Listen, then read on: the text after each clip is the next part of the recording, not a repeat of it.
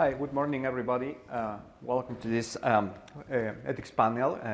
As Yvonne said, we are going to talk about adjusting to sanctions and embargoes, but we need to talk about some of the issues related to the topic. I mean, the function of compliance, but before that, we need to start with a short understanding of what is nearshoring, what's the impact of nearshoring right now, before we go over precisely the issues related to the function of the compliance officer or the function in compliance in general.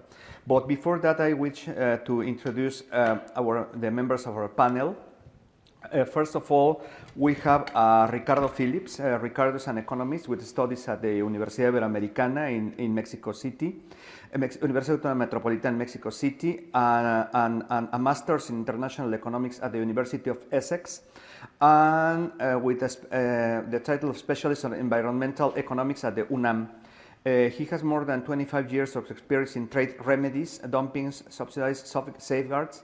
Ricardo has worked at the Unit of International Trade Practices and the General Direction of Heavy Industry and High Technology at the Secretary of Economy.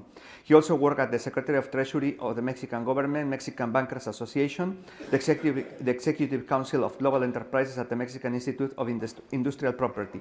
He, for more than 15 years, has been working in consulting on several areas such as trade remedies, market analysis, industrial and intellectual property, customs compliance, and recently on environmental economics. He also published an article titled Nearshoring and the Opportunities for Mexico at Reino Aduanero Online Magazine on May of this year. Then we have Maria Luisa Canovas. She's a partner. She has been a partner in top law firms for nearly 2 decades. Maria Luisa has been ranked for more than a decade as a leading New York lawyer for M&A in Latin America by Chambers Latin America and Chambers Global and the Legal 500 Latin America and Latinvex, top 50 female lawyers in Latin America. Spain's Expansión Jurídica recently listed her as one of the top Spanish lawyers practicing in the US. Maria Luisa has worked with public companies such as Sanofi, PepsiCo, and News Corporation, private equity funds such as Macquarie, Hicks, Muse, and Playa Hotels and Resorts, and Latin America-based companies such as Betesh International and Capcorp. She launched a boutique practice in 2022, but she has continued to work for long-standing clients and taught at several M&A courses at Columbia Law School. She has also held visiting posts at various other academic institutions, including Strathmore University in Kenya and Universidad Panamericana in Mexico. In addition to advising corporate clients and worldwide teaching assignments, Maria Luisa has, throughout her career, been dedicated to pro bono service and diversity-related matters. She's a member of the board of the Queen Sofia Institute, the US-Mexico Bar Association, and the Finance Committee and the Brooklyn Public Library. Last but not least, we have Martin Camp. Martin is a professor of practice and assistant dean for graduate and international programs at SMU Dedman School of Law in Dallas, Texas, where he teaches in the areas of property and business law. He has also taught a higher education law at SMU Simons School of Education Higher Ed doctoral program. Before joining SMU in 2005, Martin was a partner for 20 years at Jones Day practicing M&A and corporate real estate services. From 2005 until 2015, he was assistant dean of students at the law school.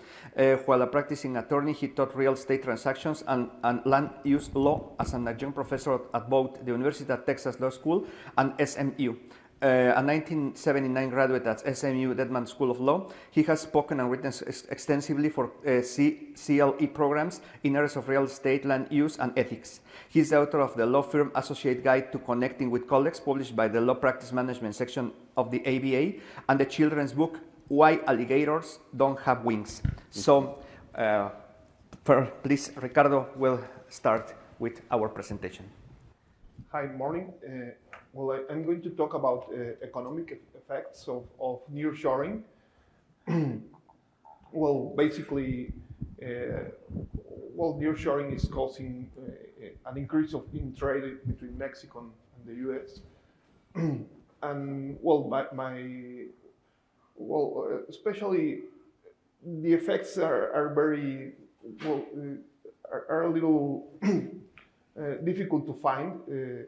because it's just starting some effects, but now you can see some effects on investment.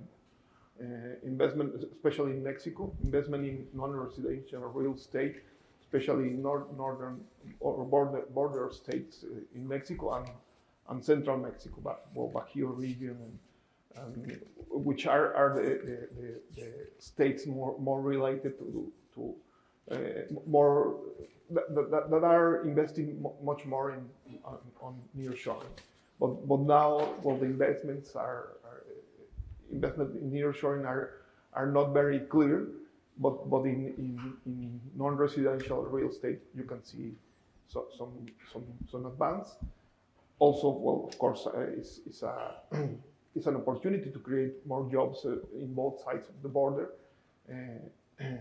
and boosting U.S. and Mexico economies, particularly in manufacturing, financial sector, IT sector. And of course, one of the biggest winners from nearshoring will be the supply chain. Well, some impacts that also have the nearshoring is cost savings, reducing cost of and transportation, logistics, these kinds of sectors, which are an important impact for U.S. and Mexico. Also, speed to market, which takes less time to get products and materials, inputs, and of course increasing quality control, increasing standards of quality and to comply among suppliers and customers. Of course, increased trade is a natural a natural effect of nearshoring. And it's a win-win situation for both countries. Of course, the U.S. would benefit from cheaper cost and increased efficiency, and Mexico will increase job creation, investment, and economic growth. However, especially from the Mexican side,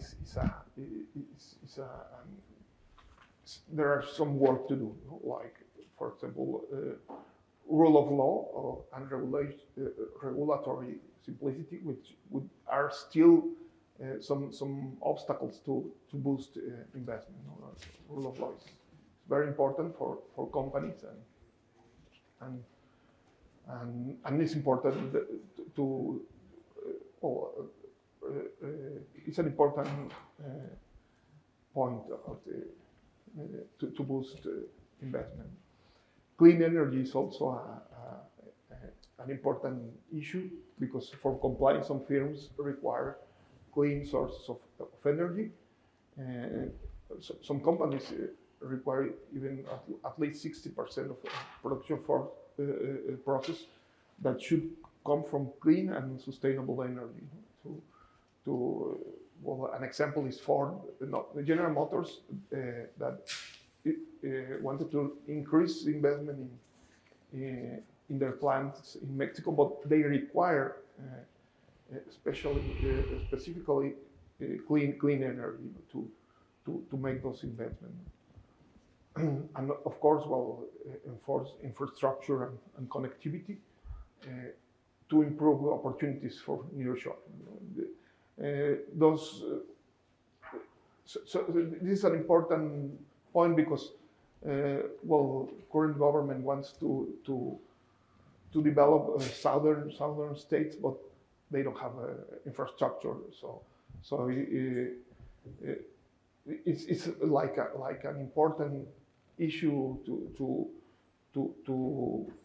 increase investment in infrastructure, because if not, nearshoring is going to go to the traditional states of northern Mexico and central especially. And public security is also an important issue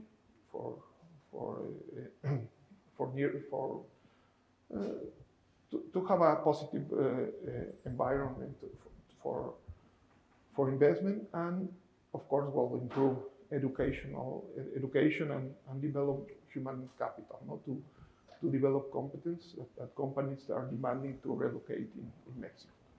I think that are the important points. Okay, Ricardo, thank you so much. I think this introduction by Ricardo to us about the economic effects of the nearshoring in the region will lead us to analyze the next step on the analysis that is related to what is the purpose of this panel, that is related to the function of the compliance function, the functions of a compliance officer, of a compliance area. And then for that I would introduce Maria Luisa. She's going to talk to us about the nearshoring and ESG, choosing the right partner matters. So Maria Luisa, please. She's going to be here, so I move to one of the seats. Hello, everyone. So I think you have the... Oh, sorry. Thank you very much. Don't worry. May I have it? Thank you very much. Hello. So we have heard from Ricardo about the importance of nearshoring in Latin America from an economic standpoint. And what I'm going to talk about is nearshoring from the social, cultural, and political standpoint that you have to, that weighs into the decision of choosing a partner. So choosing the right partner matters, just as in life, right? In our personal lives. So on the first point, what I want to stress is that, nowadays, despite this year's greenwashing backlash, the company's ESG has remained a top priority for companies in 2023, and particularly in Europe and the US. And what that means is that companies that embrace the ESG principles need to bring them into the nearshoring activities. Even if companies have not embraced the ESG principles, as you know, environmental, social, and corporate governance principles, factors, which I explain ESG in my class at Columbia as a taco. I say that ESG is the inside, the components of the taco, and sustainability is the tortilla, right? So you can't have environmental, social, and corporate governance as factors if you don't look at them from a sustainability standpoint. So if you have a company that has embraced ESG principles, and it's, for example, in its information to investors, they will need to bring those principles to their nearshoring activities. So what happens is that when you are looking at what to do, what are your suppliers going to be, you need to make sure that those principles can be embraced, or at least you can bring them into the supplier, particularly since we are seeing that the states following Europe probably is going to embrace disclosure of the three levels, level 3 supplier level in connection with ESG climate risk. So that was the first point. So you want to look at, when you are looking at that potential nearshoring partner, you want to see what are the circumstances that this partner is and how it might affect your risk profile and also your rating, your ESG rating. I wrote there board oversight because basically when you are talking about these issues as ESG, that's a concern for the board. So for us, lawyers that advise our clients, or even for in-house lawyers that are going to speak to the board, when you are advising on a nearshoring issue, you want to make sure that you bring to the board at least a slide on how the target fits with the company's strategy and corporate governance matrix, and what the steps should be taken by the company to bring the company's ESG practice into the new venture. The board oversight point there just makes reference to the Caremark case, which was a very important case that broadened the scope of what we understand as oversight in the board, the oversight obligation of the board. And basically what it requires is that the board has enough information to make informed decisions. So when you are opening when you are exploring a nearshoring opportunity and you are implementing it, you need to make sure that all of the necessary systems that you have within your company in order to for the board to have reasonable information and reporting systems extends to the nearshoring opportunity.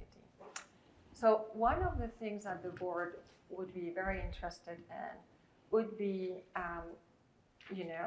basically just that you look at as a lawyer at the FCPA considerations when dealing with third parties and in M&A cross-border opportunities. Why did I bring M&A here? Because sometimes the nearshoring opportunities start like, a closer relationship with a supplier that is closer to you from a geographical standpoint, but sometimes that ends up into an M&A opportunity. So you want to start the groundwork, if that is your end game, you want to start the groundwork of preparing for that M&A opportunity when you do the initial investment. So as you may be aware, the Foreign Corrupt Practices Act expressly prevents companies from insulating themselves by using middlemen. In our case, for example, supply chain providers. So that means that it's not possible really to escape liability for corrupt actions of third parties just by turning a blind eye or avoiding knowledge of what the third party is doing, or red flags that you may see, when you are doing your initial due diligence on the supplier. So criminal violations of the FCPA do require that the individual acted knowingly and willfully. So there has to be a willful knowledge. The individual needs to know that what they were doing was wrong and general, and with a bad purpose, basically, a corrupt purpose. However, there is no willful requirement for civil or corporate criminal liability, which makes the FCPA, as it applies to criminal and civil liability, really like a strict liability offense, which is extremely important. Another thing to take into account if your nearshoring opportunity is going to transform maybe into an M&A opportunity is that there is risk of successor liability when you do an M&A transaction. So, your due diligence, pre-M&A due diligence or part of the M&A effort has to be thorough and coherent with what you had done before as a supplier when you used that company as a supplier. Other risks I wanted to talk about when you are looking at FCPA considerations are, the reputational and supply chain risk, which are very difficult to value, really. But you want to ask yourself, and you want the board to formulate the question: how is the investment in this supplier going to affect my reputation? Is it going to enhance it? Is it going to maybe affect it in an adverse manner? How am I going to manage that? And is it worth it? From a joint venture investment standpoint, I just wanted to say something because we see this all the time in nearshoring opportunities that transform into an M&A opportunity. Usually, you want international companies will want to keep the local partner as a partner. So these are either 50-50 investments or majority investments by the U.S. company. So in order to protect, again, FCPA considerations and also to make sure that you appropriately extend the ESG, your ESG principles or your considerations, your policy considerations into the M&A target, you want to make sure that you prepare for potential liability at the joint venture level, particularly if the international company is not operating, if it's the local partner who is operating. And how do you protect against that? You can do it in the M&A acquisition documents. You can have, for example, a mechanism in which if there are certain issues, certain violations of the corporate policies of the majority shareholder that is not the operating partner, it will have a call over the shares of the minority shareholder that is operating. So the issue there is how do you very objectively describe what would be the triggering point for that call. But you know, a majority shareholder that is an international company may not be involved in a situation that could really affect their reputation, so it would want to be able to trigger a call in the event that there is a problem like this. So there are ways to, you know, to look forward and anticipate these types of problems in joint ventures when you have a nearshoring opportunity that transforms into an M&A opportunity. The last thing I wanted to touch upon, and I know that this is just kind of like a very short presentation, but is something to take into account before you do an M&A transaction on these types of opportunities. Because we are looking, when we are thinking about nearshoring, we are generally looking at countries that may not have the most robust rule of law. You want to make sure before you invest that the entity that you are using to invest, which is usually in a special purpose vehicle, and that entity is in a jurisdiction that has an adequate protection in the event, for example, of creeping expropriation. So what is creeping expropriation? Creeping expropriation is what we are seeing in Mexico, in Central America, in Vietnam to a certain extent. It's policies from the government that what they do is little by little, when you look at them in an overall, you know, from an aggregate perspective, what they do is they take away subsidies or they take away advantages that make the foreign investment profitable. So basically, the cumulative effect of these actions amounts to expropriation. But instead of happening in just a straight action, which is what happened in the 1990s, now what we are seeing is it's happening maybe through 10 years, through 5 years. So you want to make sure that you can protect your investment in the country and through the use of investment treaties. IBT, investment protection, is one of the preferred forms of protection because it doesn't cost anything. It's put together by the states. It's really, the scope of protection is really broad. And it's really not something that, as insurance, for example, you have to pay for on an annual basis. You just have to pay the difference under the investment treaty protection. So those were some of the considerations that I thought that could be of interest when discussing, you know, ethics considerations from an investment, you know, perspective and M&A. Thanks a lot, Maria Luisa. And now, please, Martin. Martin will talk to us about other ethical considerations for instance, in the legal process of outsourcing and other ethical issues to consider. Martin, please. Thank you very much. I'm going to switch a little bit from what most of our conference has been about in terms of the business relationships and legal relationships and everything that's being driven by the nearshoring. And I want to focus in on what we as lawyers do, and the rules of professional responsibility for the United States are very robust. We regulate ourselves as lawyers. We have rules and regulations that many jurisdictions don't have or that are formalized here and are informal there. The American Bar Association publishes model rules. But just like everything else in the United States, every state has its own rules of professional responsibility.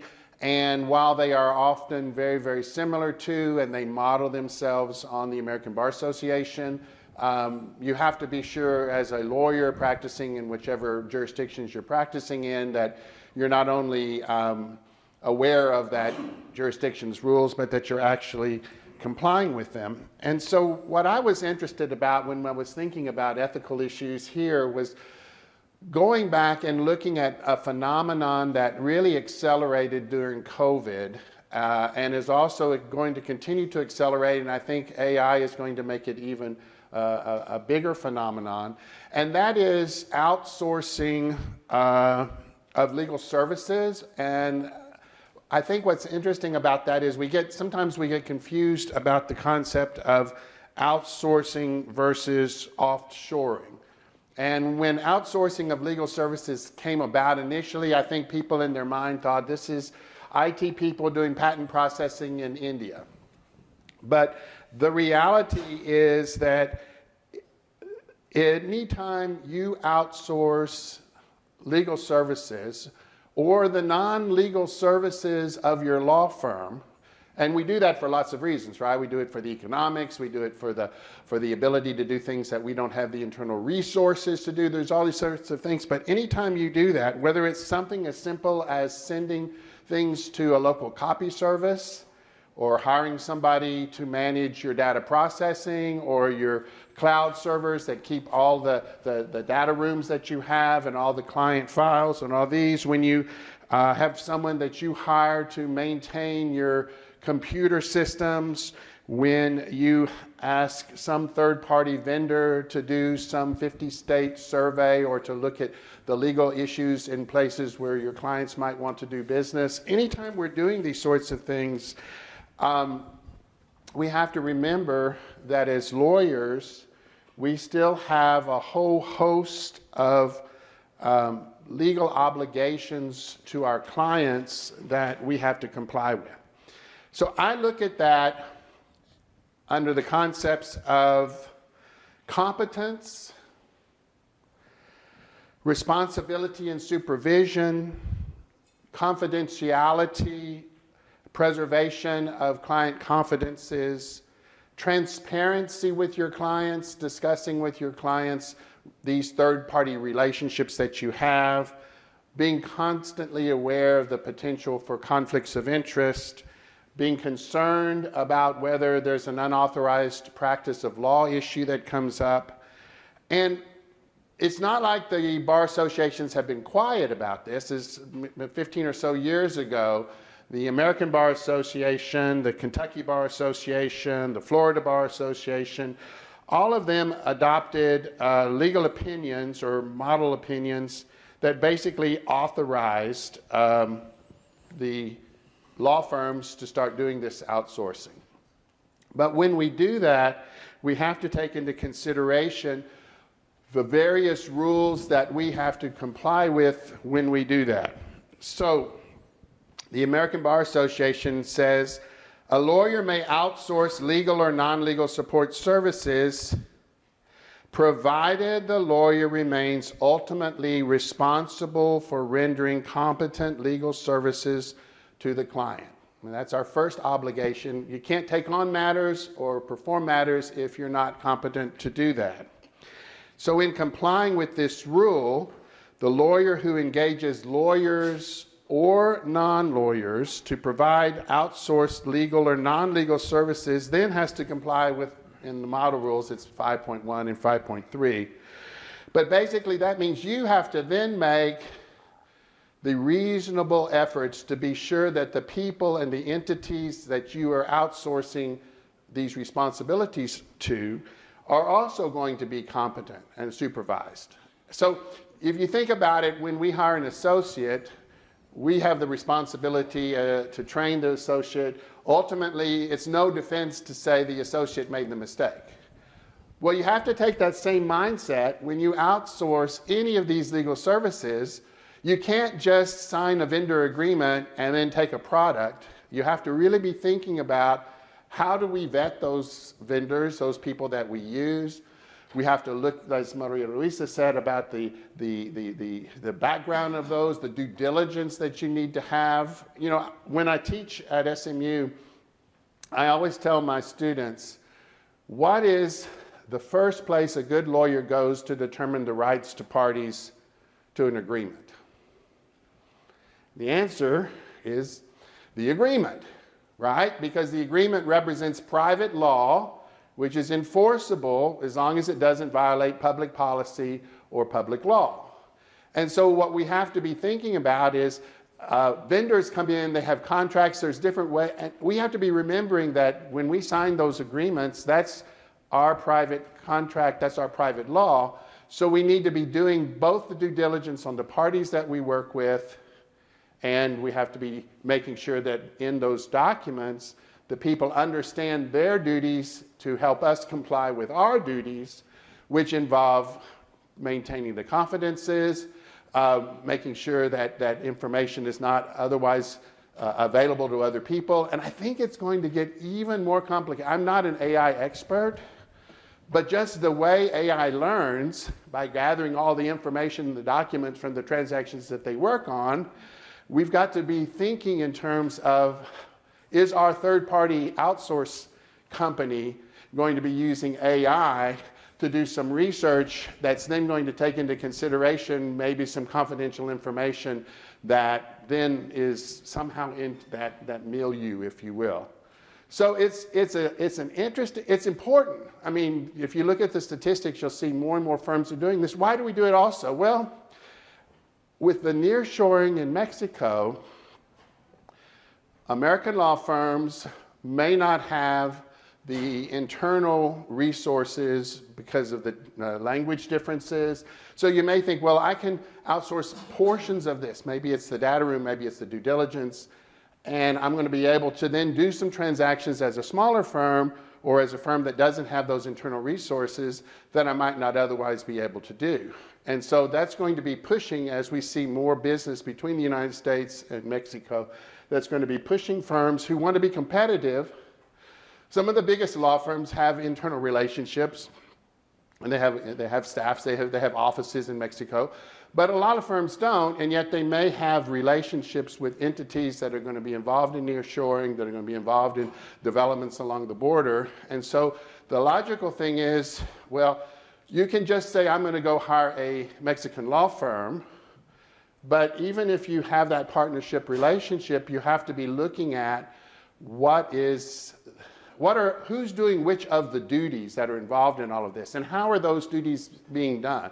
And I think a lot of times we may just not be focusing in on those things. And so this point of my presentation was really to kind of pull us back for a moment and have us just remember that as lawyers, ultimately, whatever services we provide, however we provide them, we have the responsibility to do it competently, to protect confidences, to avoid conflicts of interest, and to make sure that we are transparent. And we are allowed to upcharge. You know, you can hire someone and you pay your associates less than you charge per hour for them, but everything always has to go under what I call the big R. The big R in law is always reasonableness, right? I mean, think about it. Everything. It's always about, did the person act reasonably? Was this agreement reasonable? We have an old East Texas expression, pigs get fat, hogs get slaughtered. You shouldn't be thinking of outsourcing as a way to make money. You should be thinking of it as a way to provide competent legal services efficiently for your clients in a manner that complies with your ethical obligations. So I'm going to stop there and then give us a chance for you to ask any members of the panel things that you'd like to ask. Thanks. Thank you, Martin. I think after we heard the presentation from Ricardo, Maria Luisa, and Martin, that we understand at some point that the importance of conducting due diligence, carrying out good due diligence processes, carrying out good screening processes, because we need to understand and to know what are the who we pretend to as a partner, as a supplier, as a client, because well, that's related to the purpose of this panel, to the sanctions and embargoes. Why? Because well, we understand that when we are talking about M&A, when we are talking about outsourcing, for instance, the legal services to a third party. I mean, let's say a local law firm in Mexico as a process of nearshoring. We must be sure about who are we dealing with, or who will pretend to deal with, because probably that's a person that would be in one of the lists from the Office of Foreign Assets Control, for instance. That is an office, as you know, from the Department of the Treasury, because there's that the famous SDN, especially the Signed Nationals and Blocked Persons list. We need to know whether that person we want to do business with is not among the person listed on that list, to say that.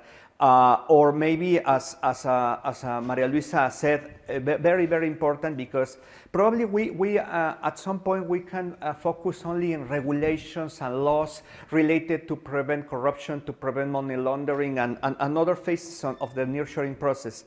But for instance, there are some other measures that could be called maybe as a non-tariff barriers, because we know that tariff is, broadly speaking, is a customs tax. But there are other barriers, such as the creeping expropriation. That is, it's very interesting, because in creeping expropriation, in fact, you are not enacting a new law. It's not a bill that is passed by the Congress. It's more than measures that a government implement to damage the investments of foreign companies. That's a risk that should be measured by any company that wants to start doing business in Mexico. Why? Because well, I know that I can comply with all the legal requirements, with the laws, regulations, and everything related to my industry or related to the anti-corruption scheme and the like. No, but probably we are not well prepared. I mean, from the perspective of an American company, well not prepared to face a creeping expropriation measure implemented by the new government. I talk about new government because, well, the current administration ends in about a year, but this nearshoring process will take a little bit longer, no? But who says that the next administration implements a creeping expropriation measure and then modifies the regulations, the laws, in a way that makes that, for instance, an American company violates a law or breach an agreement or whatever. So I think it's important to understand, when we are talking about sanctions and embargoes, not only about the traditional measures that we can or we understand as a part of the sanctions and embargoes regime.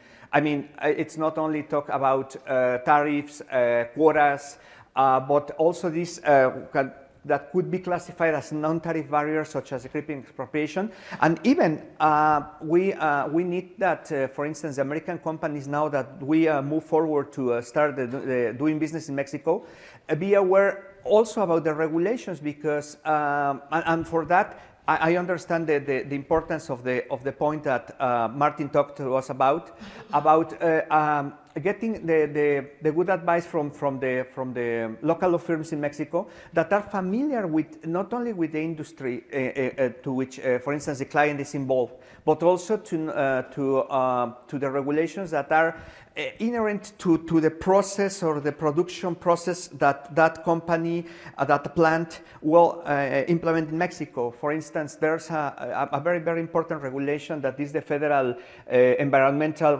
Liability Law, which even impose criminal sanctions for violation of the law that could create serious damages to the environment. No, so it's important that, for instance, if an American company goes to Mexico, it's as important to know about the ESG measure, because the ESG, as Maria Luisa said, the ESG measure are in some respects related to, obviously, to environment, to social, and the governance of the corporation. But specifically, we if I were an American company to start doing business in Mexico, I would like to know whether my processes could violate any specific regulation that, for instance, related to environment, could create a havoc to my company because, well, I wouldn't like to be sanctioned, to be punished from administrative fines, or even punished by some executive or someone else going to jail. We understand that there's, for instance, a new anti-corruption scheme in Mexico, to which we will be well prepared to avoid some practices that could be common in maybe in other parts of the world and in Mexico itself. No, it's not. Well, I pay, let's say, facilitation payments. No, if I pay a facilitation payment, I must understand as a compliance officer that there are risks associated if I do that in Mexico. Why? Because, for instance, in Mexico, we have the regulations, but probably we lack the enforcement at times. But the regulations are there. So I think it's important that we understand that, well, when we talk about sanctions and embargoes, there are some measures that must be diligently investigated by the compliance officers. No. Finally, I would like to ask Ricardo, Maria Luisa, and Martin about some closing thoughts. No, I don't know whether you have anything else to. One of the things I meant to mention that I didn't, and I think is an interesting opportunity for Mexican providers of the types of services that law firms use for outsourcing. If a company was developed, or companies are developed and are able to take advantage of the labor cost differentials and some of the other things for these soft services, and as there's an increase in business and the need for the dual language and all these other sorts of things, I think there's some real opportunities to see law firms shifting some of the work that maybe they sent other places to very competent and well-trained professionals and paraprofessionals across the border. If we really are successful in nearshoring and really do see, and last night we heard all the challenges why that may be more difficult, but I'm an eternal optimist.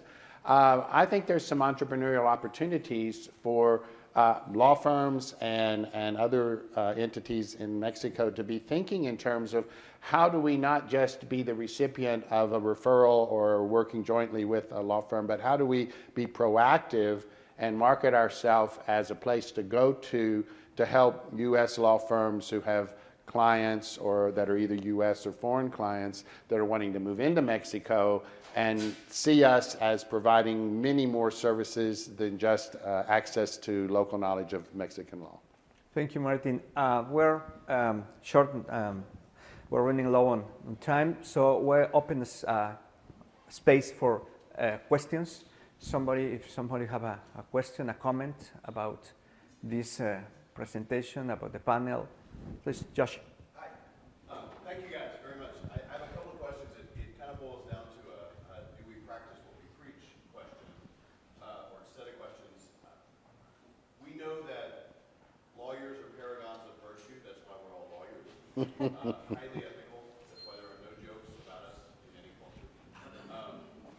But I'm wondering how much when we engage with a cross-border law firm or lawyer, how much we do the due diligence, how much we focus on internally insulating ourselves from bad acts from another partner. Because as an American lawyer, if something bad happens in Mexico, I'm liable under the FCPA. If something bad happens that I do in Mexico or maybe in the U.S., I might be liable under Mexican legislation too. So the questions are, one, does Mexico, the U.S. has in every bar jurisdiction ethical obligations that we American lawyers are supposed to adhere to. So at least we have that comfort. I don't know if Mexico does as well. I'm curious. As a member of the bar, do you sign up to a set of ethical obligations?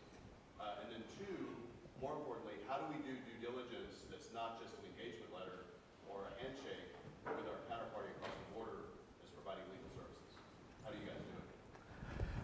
Well, quickly, we have a we don't sign as you said, but we are ruled by rules that apply to the confidentiality of services provided Mexican lawyers.